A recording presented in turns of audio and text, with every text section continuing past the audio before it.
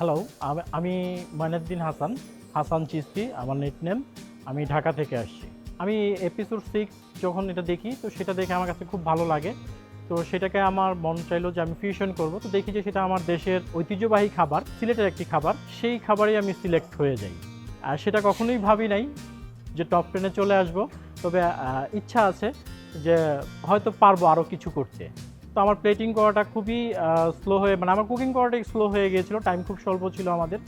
তো সেই টাইম অনুযায়ী দেখে গেছে যে আমি প্লেটিং করতে খুবই লেট করে ফেলি এবং সমপরিমাণ টাইমের মধ্যে আমি প্লেটিং করাটা সম্পূর্ণ করি। ভালো লাগে সবাইকেই, ঠিক আছে, তবে কিছু কিছু তো আছেই যে একটু ভয় লাগার মতো, ঠিক আছে। তো সেখানে তারেক শেফ, আমরা হয়তো সবাই বলে থাকি তার কথাই, সে একটু মোডি বা তার একটু মেজাজ খুব হার্ড। অবভিয়াসলি মিমি ম্যামকে দেখতে ভালো লাগে, শান্তি লাগে।